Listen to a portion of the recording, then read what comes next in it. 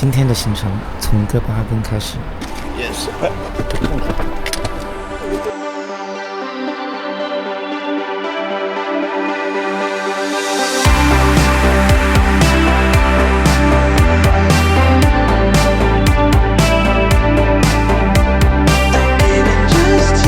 我的目的地是法罗群岛。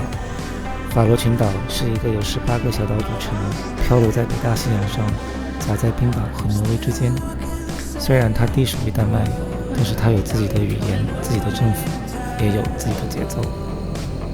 在地图上，它小到需要放大好几倍才能看得见，可是在我的心里，它的存在感却像是一片很大的空白，等着去被填满。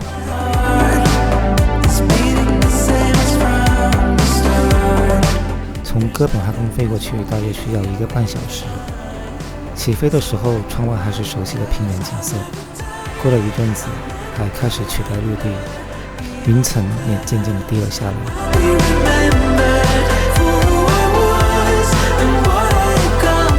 整个飞行的过程中，我都忍不住把脸贴到窗户旁边，像是怕错过了什么。大约在飞机准备下降的时候，第一座山出现在了我的眼前，那就是我在无数照片上见过的 Dragonmere。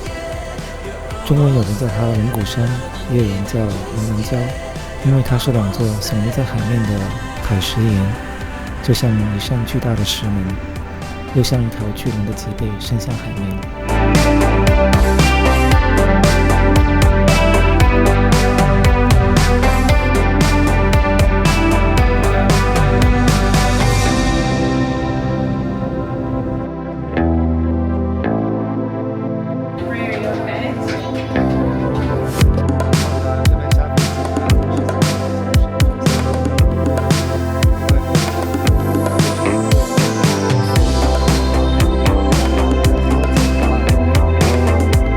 法罗群岛的机场很小，小到你一眼就能看完全部的布局。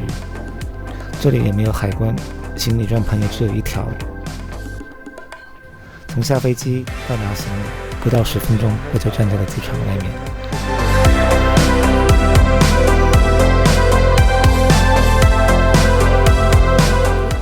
在机场的左边就是每个租车公司的停车场。然而我拖着行李绕了好几圈，也找不到我订的车，于是就提着行李打算去柜台问一下。结果走到柜台后，才发现柜台空空的，灯也关着，一个人都没有。无奈之下掏出了手机，又重新翻了一下预订的信息，才发现原来我的车是停在了对面的一个更大的停车场。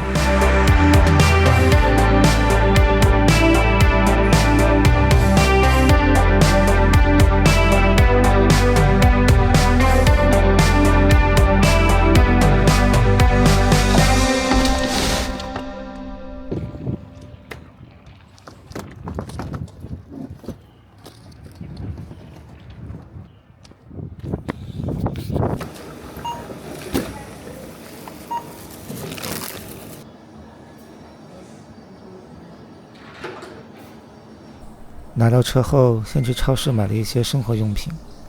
法罗的超市不大，但是东西很齐全。然后找到了一家还亮着灯的餐厅，赶紧进去先把晚餐解决了。吃饭的时候，窗外的天空也开始渐渐的变凉，乌云像是有人推着它们一样，越挤越低，低到盖住了对面的山顶。很快，不大不小的雨也下来了。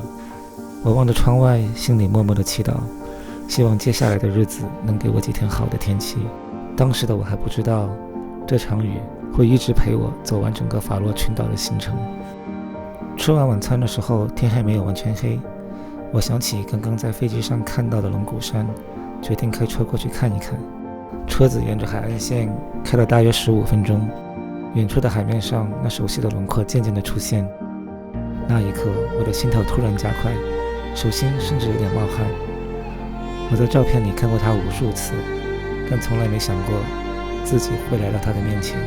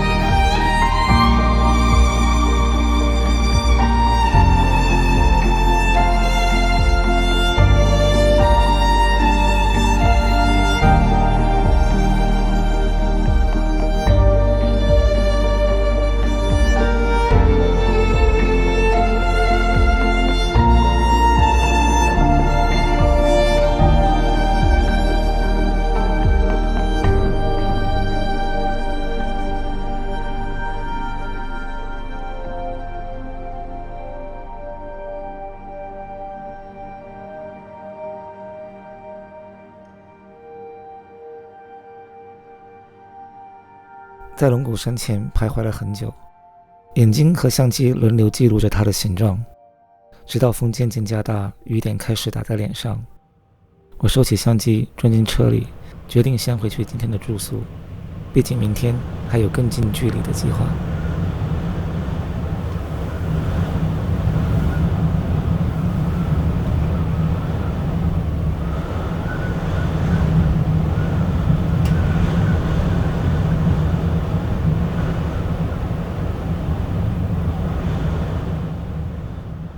第二天的行程是我早早预定好的快艇之旅，是要从海上去看看龙骨山。在吃早餐的时候，我盯着窗外的天气发呆，雨还在下，云也很低。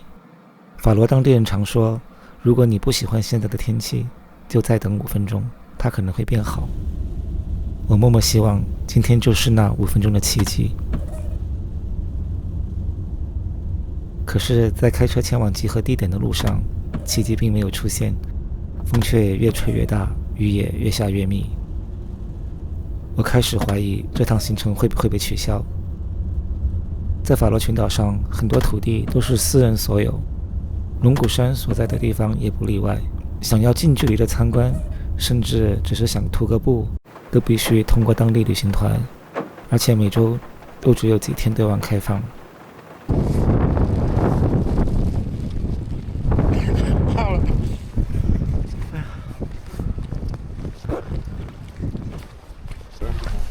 Hello， 阿里。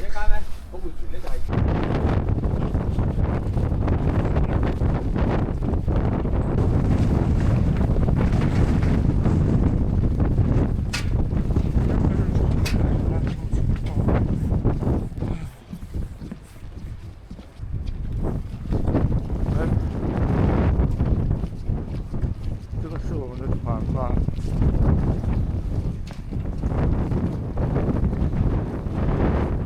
虽然天气恶劣，我们的船还是按时出发了。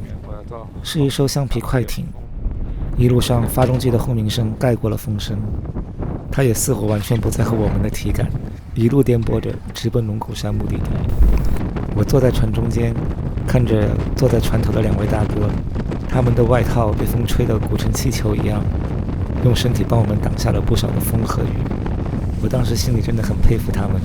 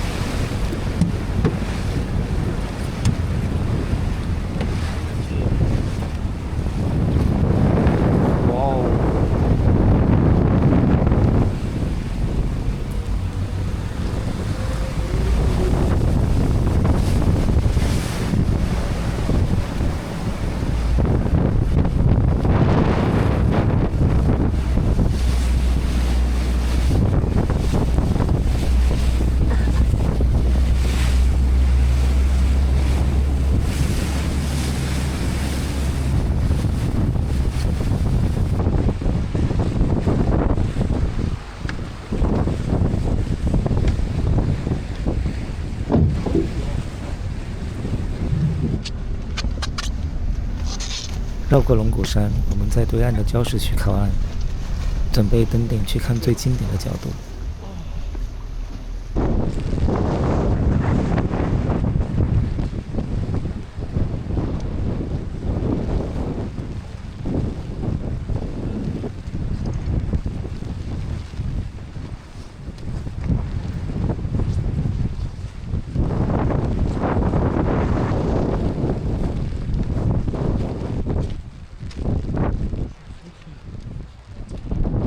上岸之后，风雨更猛了，雨点打在身上都有一点刺痛的感觉。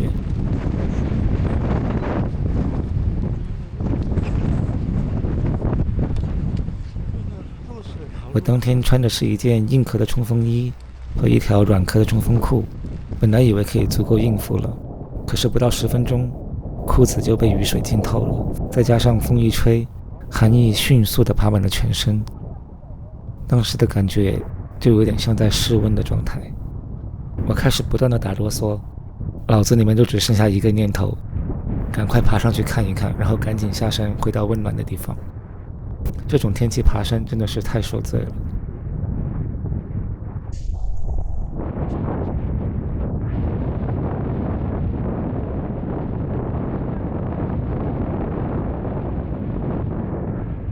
因为天气的寒冷和潮湿，我对眼前的风景几乎没有任何的留恋，甚至感到有点失望。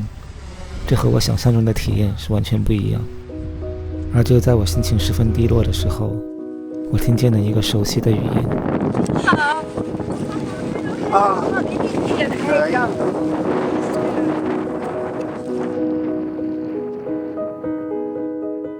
用了，你在哪搜？开林河。要是河北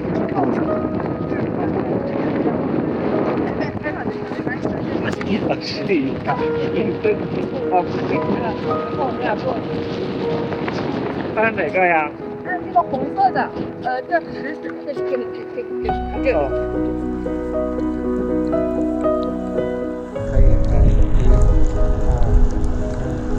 可以了。你看，能马上看吗？一会儿就可以看。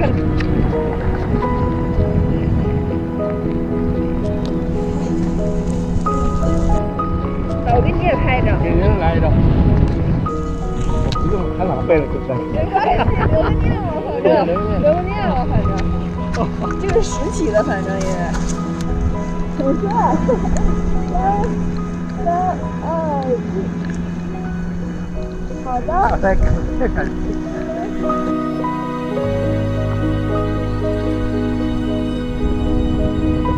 看着他们在风雨中依然笑得很开心，很享受当下的环境，我忽然意识到，天气不就像人生一样吗？有阳光普照的高山，也有阴云密布的低谷。可是即便身在低谷，我们仍能够选择抬头去感受风声，去看雨滴落在海面上的涟漪。因为这一刻虽然不完美，但却很真实；虽然不温暖，却是独一无二。它依然是属于我们在旅途上的风景。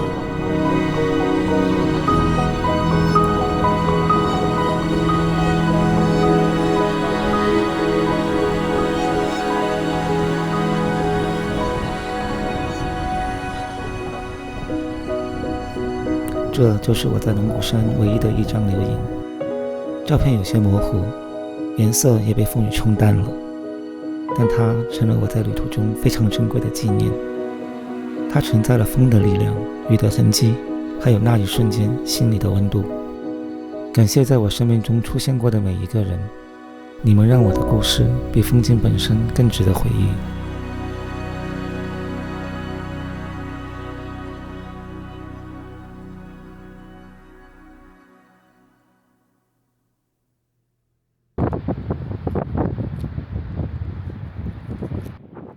咩咩，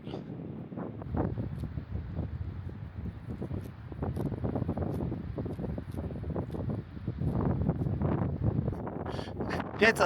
咩。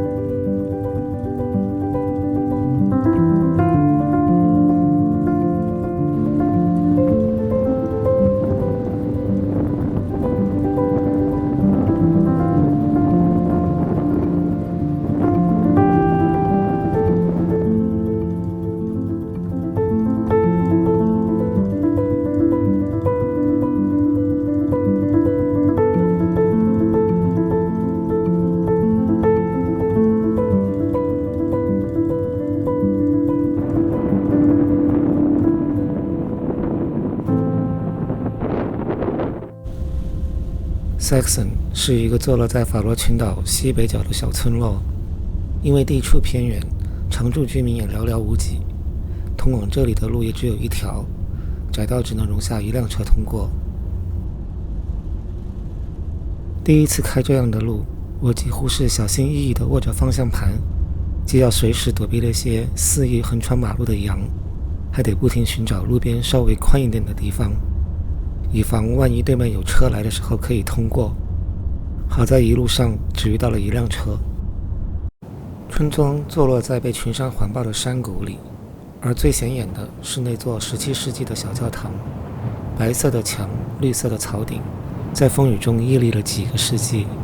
这里大约只有10几户人家，房子面向一个浅浅的西湖，山上有数十条大小不一的瀑布与溪流倾泻而下，汇聚成了这里独特的风景。旁边那些覆着厚厚草皮的木屋，曾经是这里村里的会议厅，如今成了一座小小的博物馆，展示着龙具、渔具以及法罗传统的生活方式。还买票150，20欧，那我不进。可以。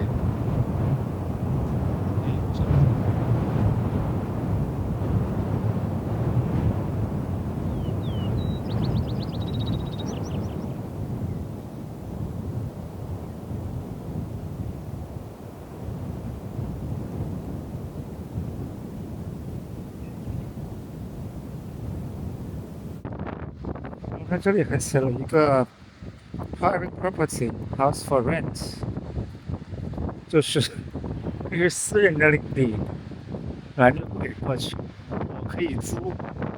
难道是整座山都是他的吗？这里面太可怕了。每天退潮的时候，西湖会显露出一大片的湿地，从这里一直走出去，就能够走到一个黑沙滩，直接就能够抵达太平洋。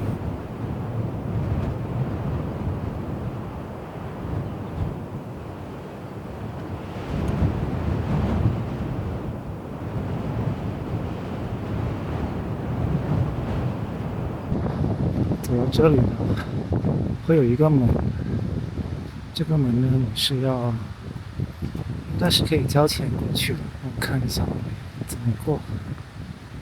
才也没交钱就进来了，我就那个木板一推就推开了，我也不知道为什么。好像交钱了。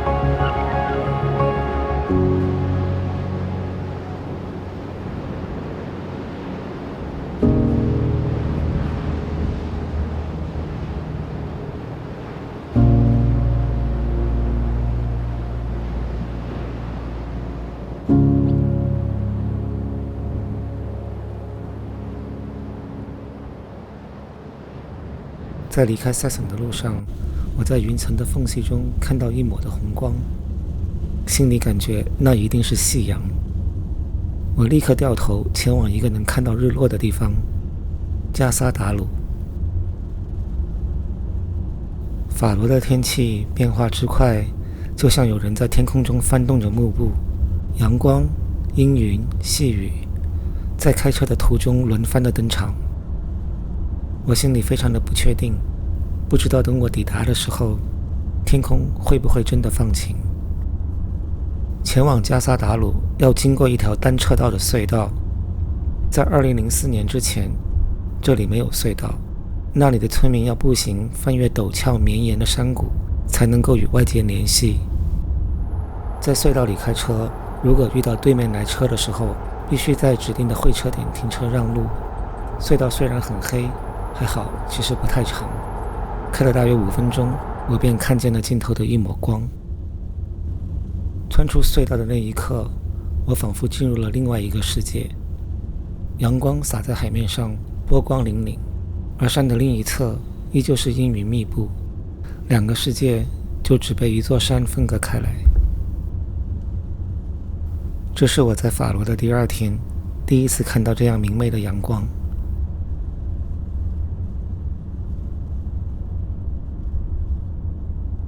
现在在走去可以看瀑布的地方，我得快一点，我好怕这个阳光消失。我2天没见到阳光了，已经。这个是走去瀑布的路，然后你们看一下这片金色的阳光洒下来，还有蓝色的天，一点点，觉得太幸福了。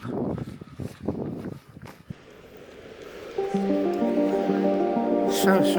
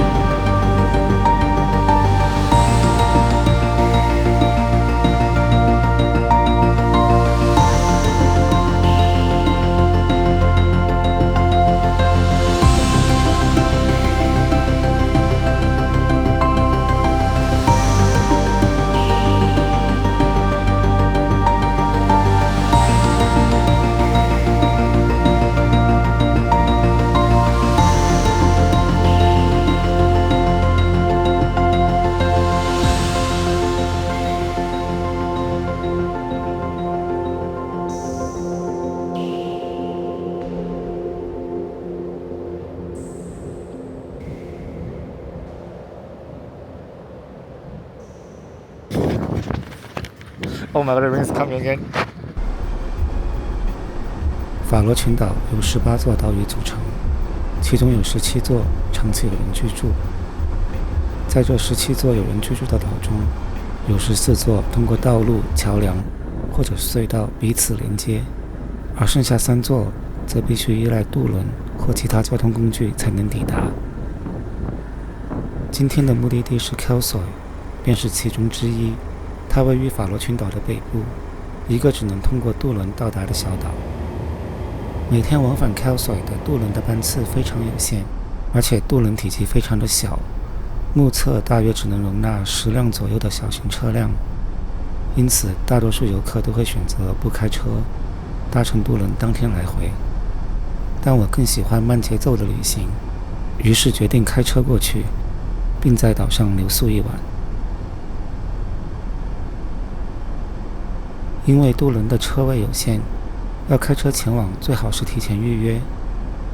登船等候区分为当地居民、有预约车辆以及无预约车辆3类。登船时也会按照这个顺序依次上船。如果没有预约，很可能在繁忙的时段会被拒绝登船。我这次搭乘的船就至少有2辆车因此被挡在了港口。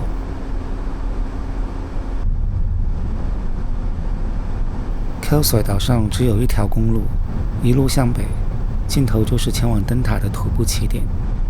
登船时天空还阳光明媚，20分钟的航程后，渡轮穿越海峡，天气却忽然变成了阴雨。从港口到徒步起点，要经过连续4条单车道的隧道。如果你有幽闭恐惧症，这里一定会让你印象深刻。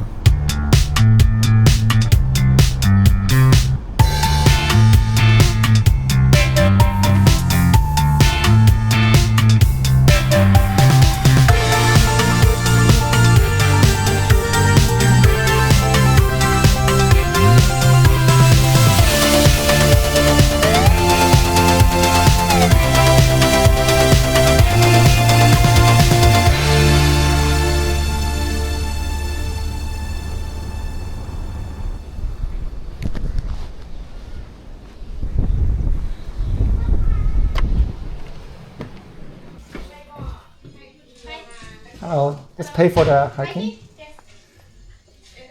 Thank you very much. Have a good day. See ya. 徒步入口有一栋小屋，需要在里面缴费，看起来像是一家人在经营。他们似乎拥有了整座山，真让人羡慕。其实我自己呢，并不是一个特别爱爬山的人。但是，就是有那么很多的风景，你不用走了，就是穷到还是得逼自己去做一些事情，让自己锻炼一下。这条徒步路线有一定的坡度，尤其是后半段没有明显的小径，还好山上有许多羊群，踩出了错落的足迹，给登山者指引着方向。哎呀，看到灯塔了。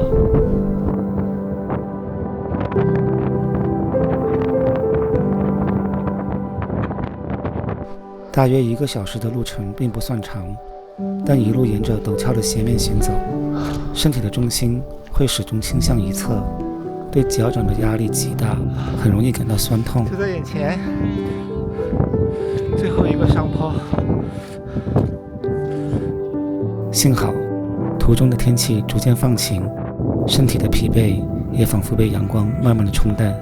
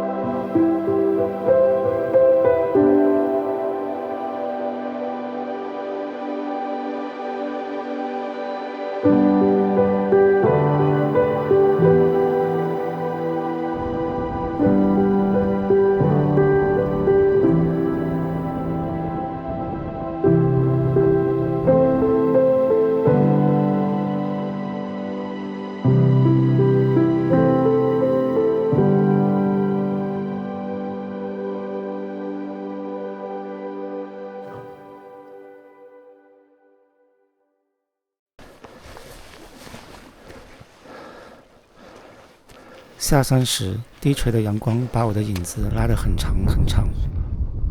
每次完成一个徒步，就像在我的人生清单上打了一个勾。那一刻，我感觉自己像是自己的巨人。这里就是刚刚上来的小镇了。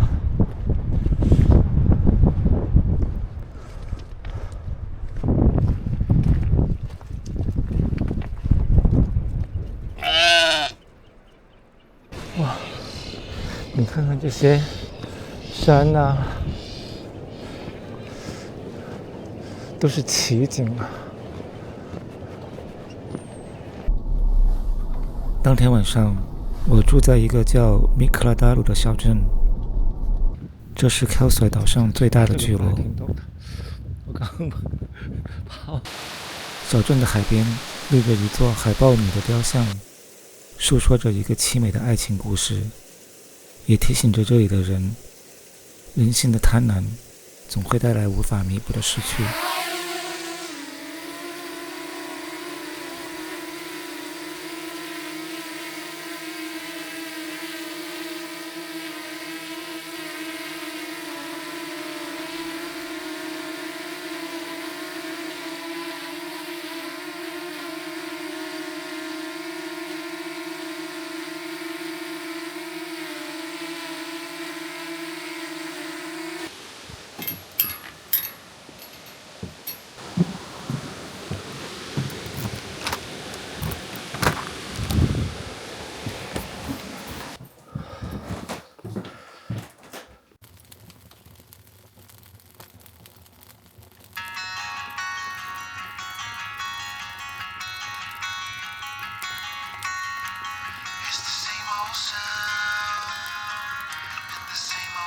这个夜晚，法罗的风和雨似乎都被按下了暂停键，没有了呼啸的风声，没有了拍岸的浪涛，连海面都变得出奇的平静。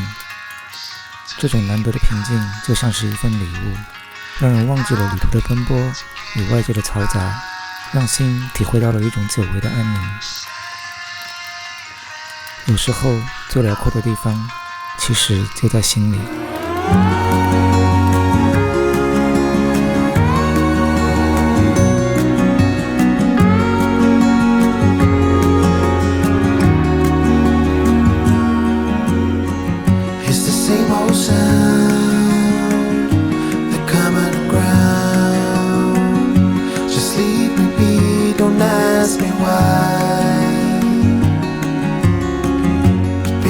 These walls, no one talks, and tears will freeze are left to dry. Safe and lonely.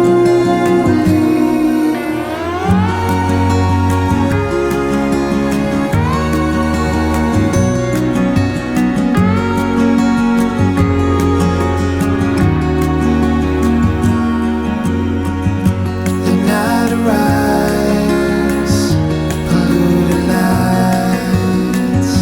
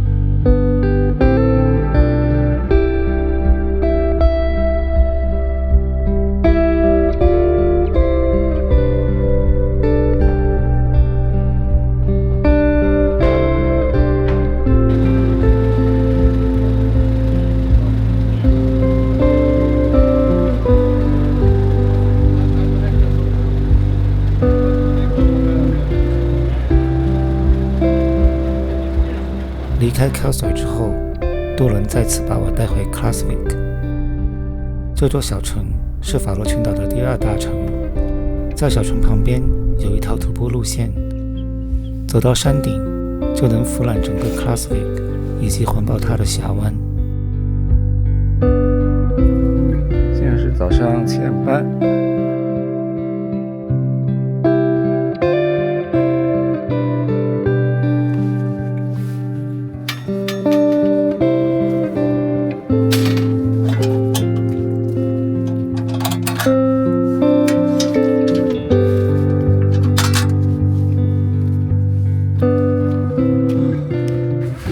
我们的目的是在那一个山头，应该是那一座山头吧，如果没看错的话，还是这边。让我看一下。一开始我只是想随便走走，前半段的路还算平缓，看前面的，但越往上风就越大。没多久，周围就被浓浓的迷雾笼罩了。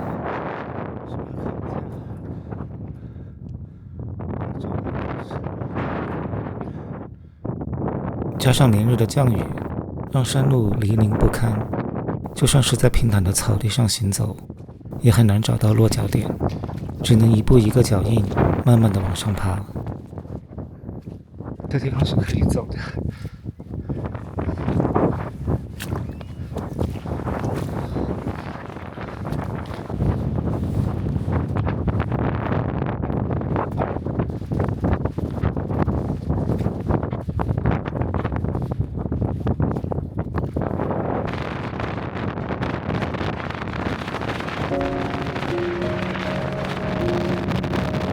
终于走到了山顶，风声呼啸，迷雾渐散，峡湾和小城的轮廓一点点浮现了出来。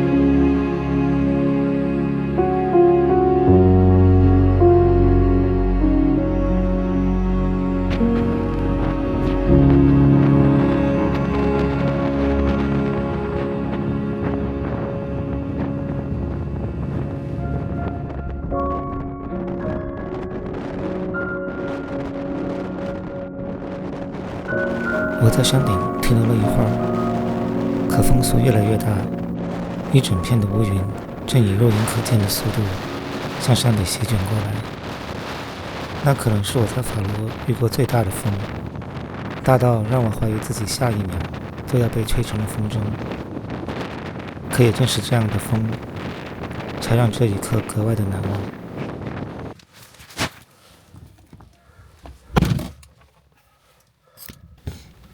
真的就几分钟时间就变天了，整个天都变了。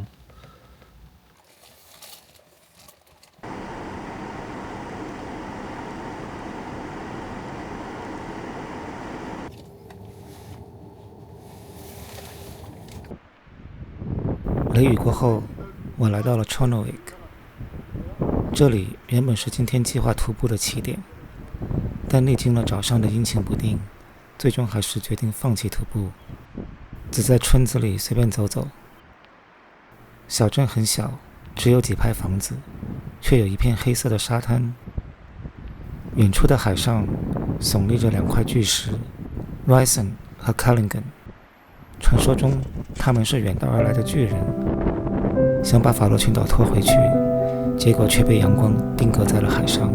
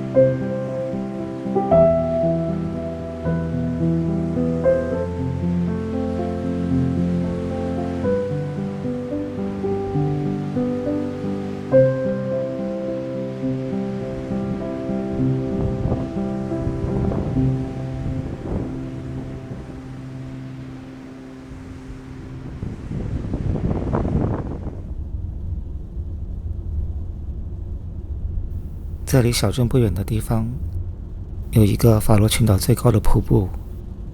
瀑布的水从140米的悬崖奔腾而下，分割成了2层。就在这个马路旁边，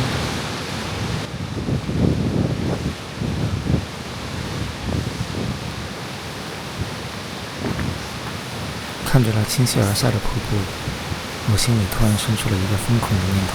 我听说是可以走到上面那一层去的，想试一下。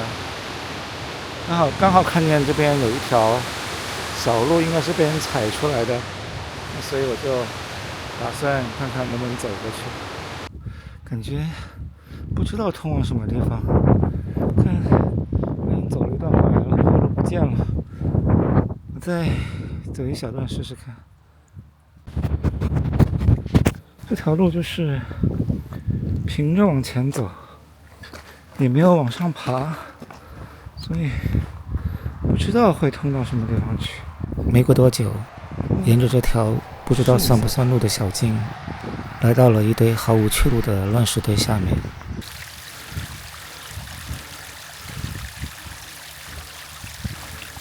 抱着来都来了的念头，终于爬上来了，感觉前面就应该差不多了。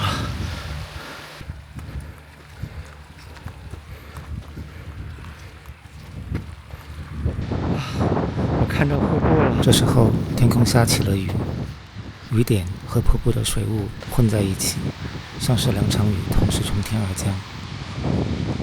那一刻，身体的疲惫被冲散了，只剩下一种难以言说的痛快。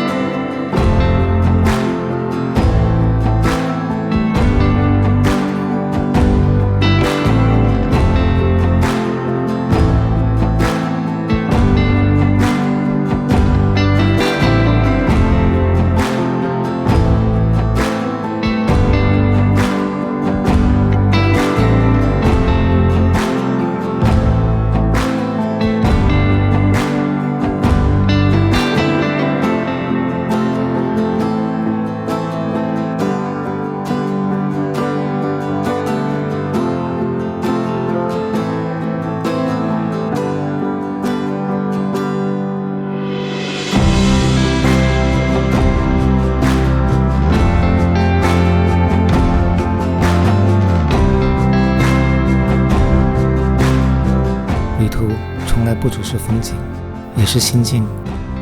今天走过了风、雨、阳光、迷雾，有时是挑战，有时是安宁，但无论如何走下去，总会有属于自己的风景。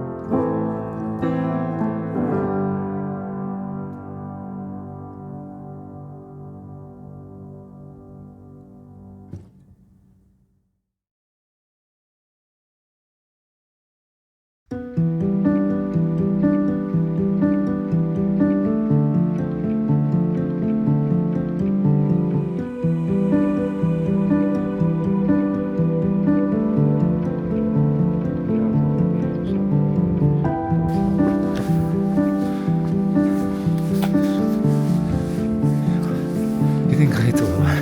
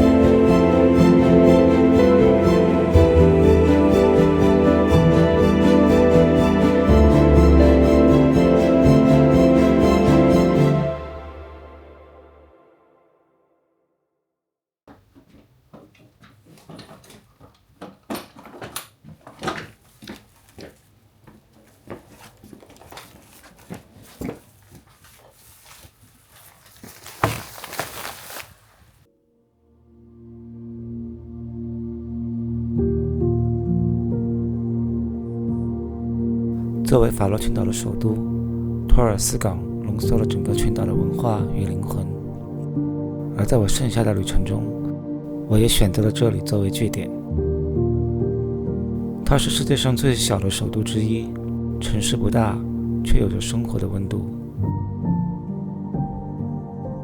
在经过了几天的奔波之后，今天决定就留在城市里面，整理一下行李，也放松一下心情，让自己好好休息一下。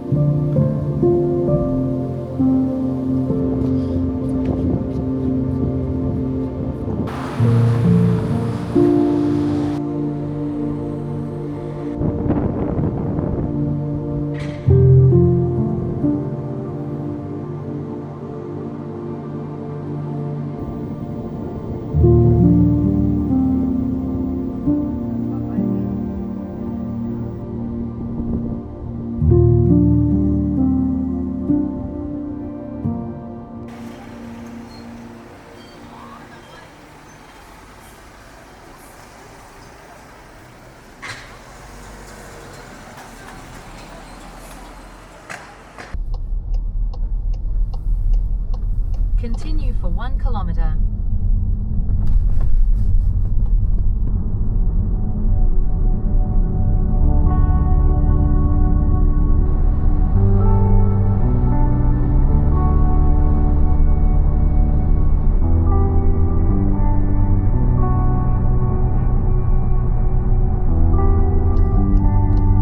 Continue on Route 57 for 2 kilometers.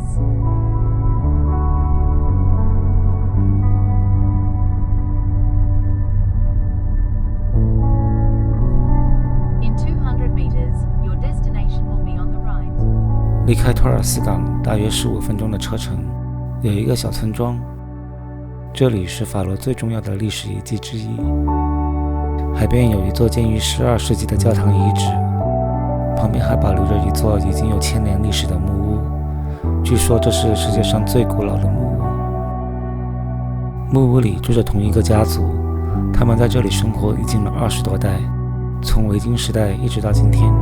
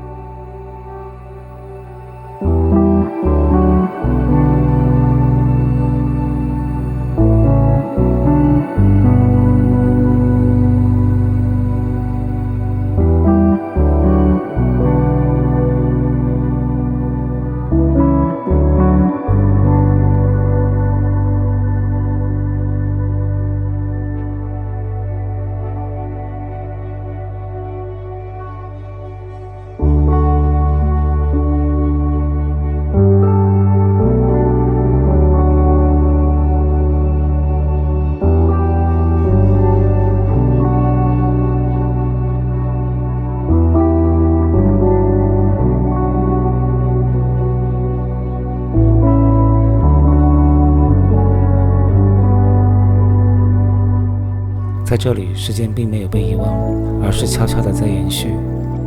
站在这里，望向大西洋，海风吹来，带着一丝的寒意，仿佛都能闻到岁月的气息，以及那些被时间带走的故事。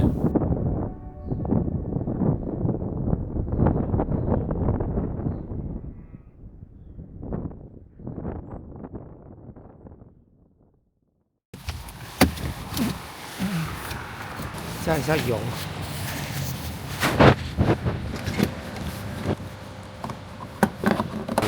95 diesel 是568。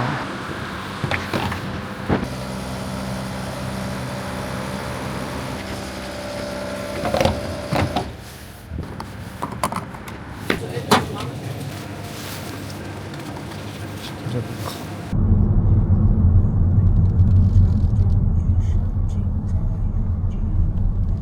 Head northwest on Naisturoyartunnelen.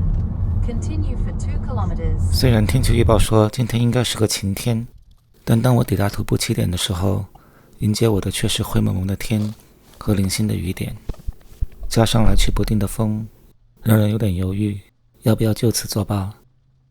我在车上坐了很久，最后还是决定下车继续走走看。又是下雨的一天，现在已经习惯了，就是往下吧。每天都做好了被淋湿的准备，但呢，现在前面那个上，因为这里是属于私人的区域，所以要买票才能进去。这一带属于私人领地，所以得先去小屋买张徒步许可。不走到湖边，然后一直这样走到那边出海口那边去。200克朗，付现金或信用卡。好，我们就去买一下吧。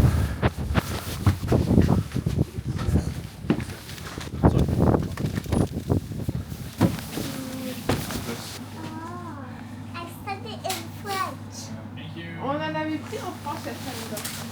Said that in French. Hi, just one hiking ticket, please.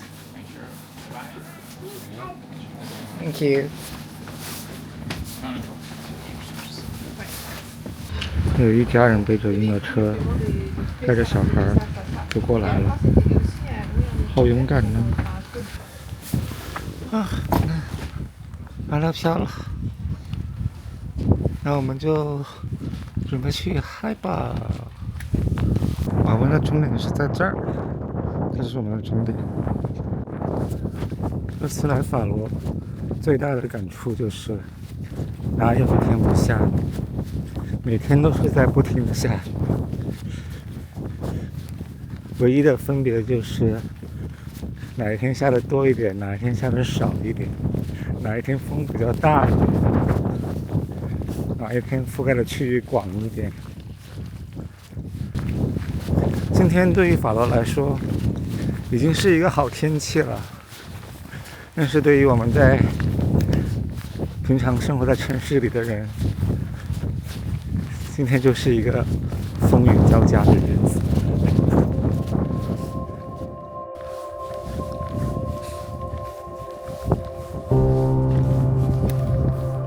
这座湖被称为天空之湖，因为湖的尽头是一道通往大海的悬崖。从某个角度看，湖面仿佛漂浮在天空之上，在那里，湖水和大西洋只相隔一道陡峭的断层。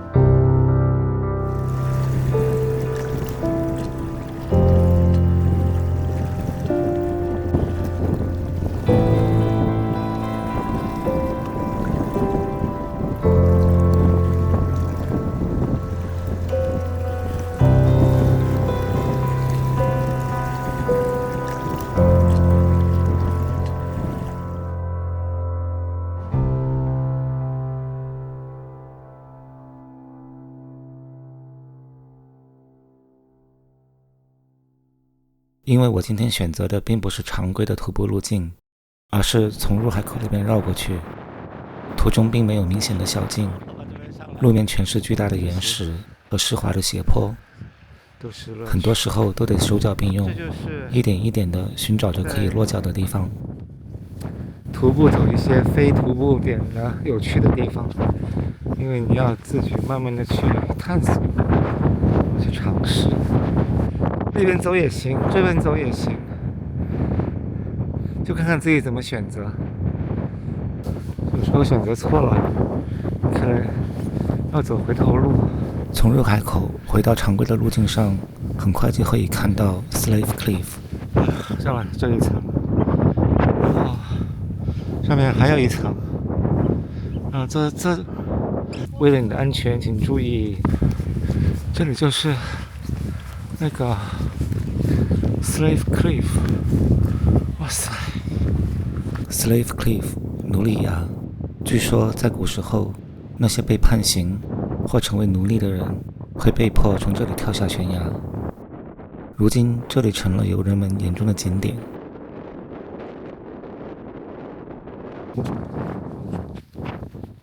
站在风口上，看着脚下翻腾的浪，大自然的壮阔里也藏着一丝沉重的历史。人家跟着小孩都能走，我们也走不到，也太没面子了吧。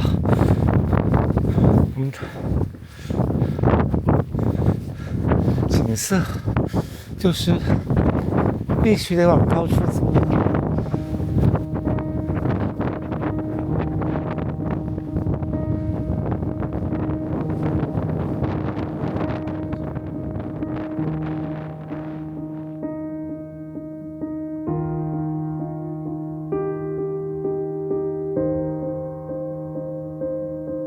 悬崖边上的风出奇的大，连无人机都有点不太听使唤。为了以防万一炸机，我先把记忆卡里的素材简单快速地备份了一下，然后顶着狂风起飞了。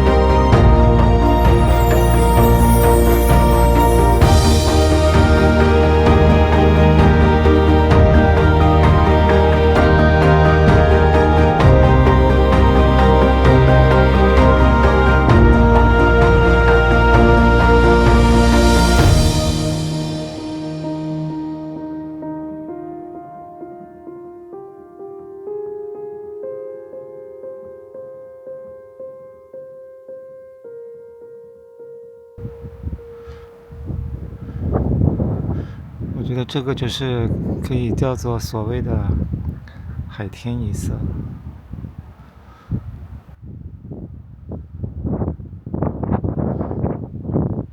对面就是冰岛，行不行？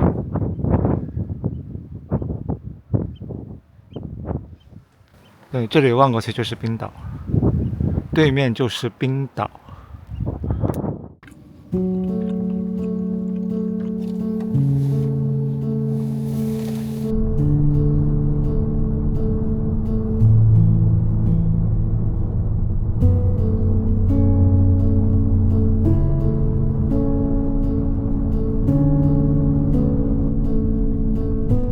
在法罗的最后一天，像是一份离别前的礼物。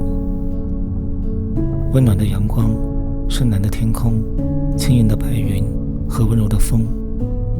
法罗给了我最好的一种天气。In 200 meters, turn right onto Kornholzwege.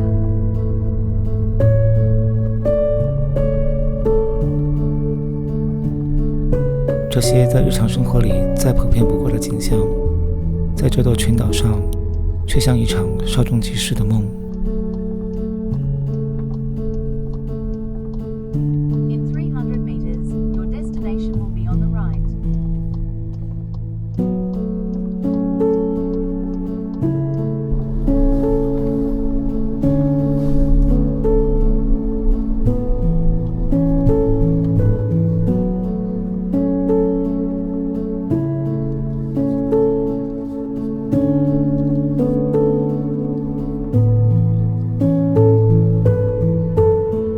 原本想着在住所随意度过这一天，但实在抵挡不住阳光的召唤，于是我开始了在法罗的最后一次徒步。这里应该就是徒步的起点，有一个门。刚刚查了下地图，好像走错路了，现在就重新走回刚才的地方。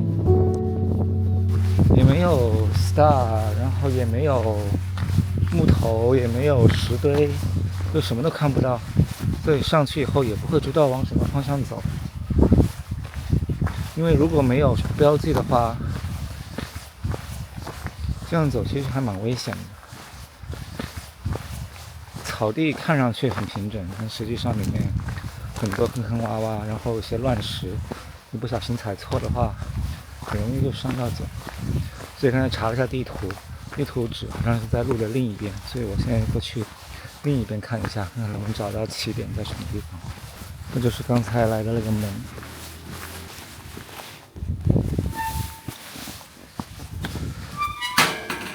应该是要往路的这边走。到了，起点在这儿。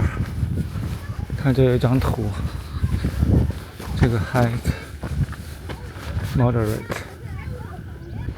这里开始应该就有什么标记了。你看，像上面尖尖的，那里有一个小石头，那边，所以那个应该就是路标。所以现在第一个目标就是先上那个地方，看看什么情况，然后再决定要怎么走。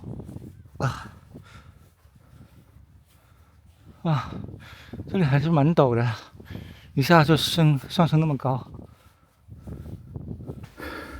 我们现在一直跟着石头往上。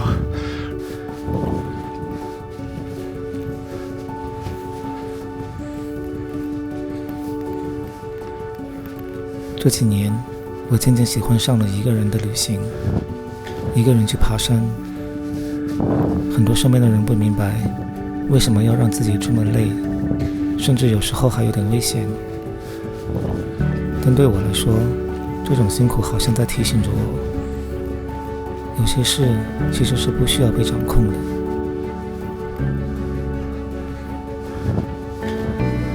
以前的我习惯把一切都安排得井井有条，在能掌握的范围里规划好每一步。可一旦事情偏离了预期，我就会陷进一种自责与焦虑，而独自上路总是充满了变数。天气、遇见的人、路况，还有很多的突发状况，其实什么都控制不了。但也正因为这样，我学会了顺着它去走。当我开始接受那些无法掌控的事，我就能在心里找到一种久违的平静。最后一个大斜坡攻顶了。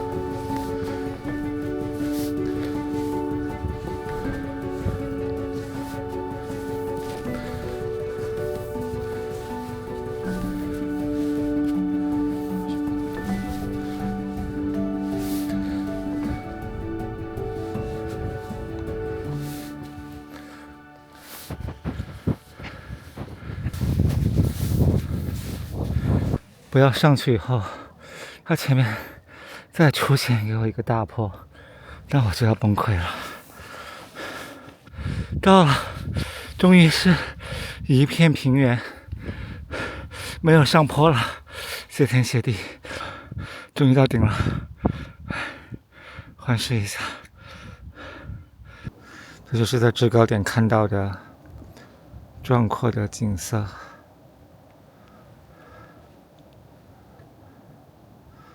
太绝了吧，真的是。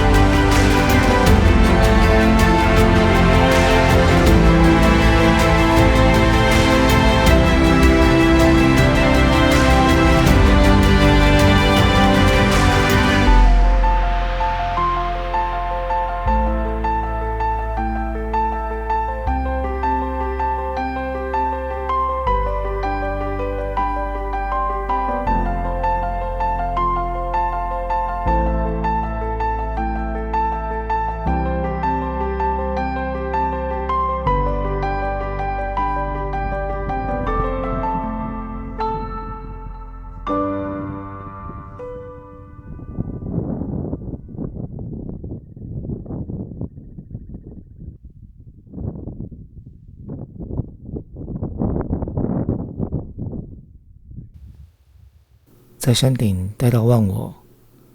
下山时，太阳已经斜照在山谷里，该是时候和法罗说再见了。回望一下刚刚爬的山，我想我会一直记着他的。然后我也不是很明白大家都是怎么自拍的，我的手好累哦。我讲几句话之后，我的手就酸到不行，就恨不得把这个 Pocket 3放下。Pocket 3已经没什么重量了，其他人还用一个三脚架，然后再架一部真正的 vlog 那种相机，怎么举的呀？我真的是想象不到。我现在已经觉得已经用尽我毕生的力气这样举着部相机走，大概讲了30秒的话吧，我就得休息了，我录不了了，拜拜。看到镇子了，回到起点了，终于回来了。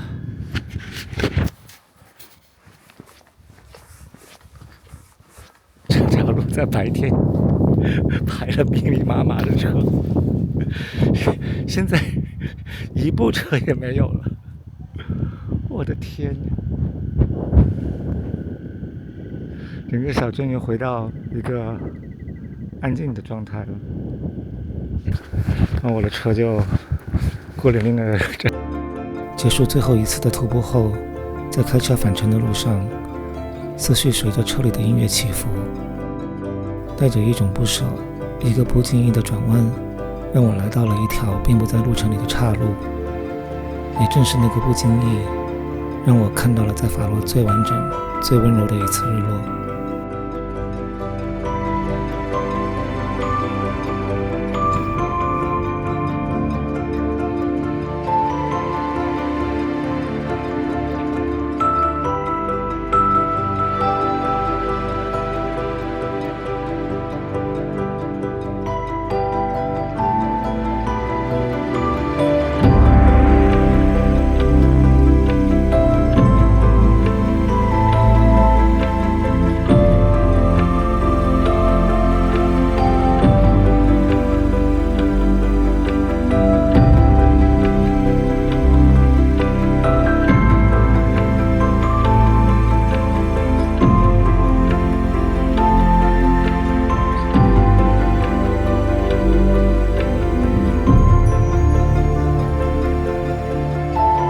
空旷的山谷里，我独自看着属于自己的那场日落，心里浮现了一些人，一些事。人生里难免会有遗憾，它们就像日落一样，美到令人屏息，却也无法挽留。可即便如此，当你挺过漫长的黑夜，新的一天的阳光一定会再次照进来。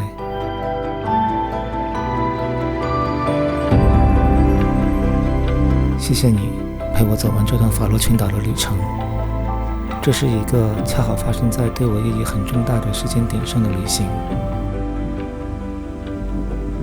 在来法罗之前，我就知道回程隔天要住院动一个手术。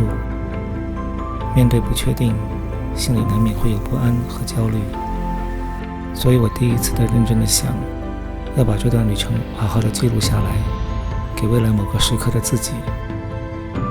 当有一天我不能再像现在这样说走就走，这些画面会成为珍贵的记忆。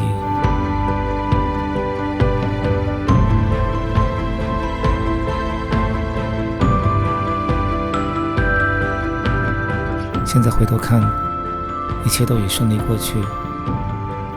而看着这些影像，我更深刻地意识到，每个人的时间都是有限的，能拥有的资源也是有限的。但只要你愿意，你随时都可以重新感受这个世界，去感谢，去拥抱这片给予我们生命能量的土地与海洋。愿每一位热爱生命、勇于探索的人，都能为这个世界温柔以待。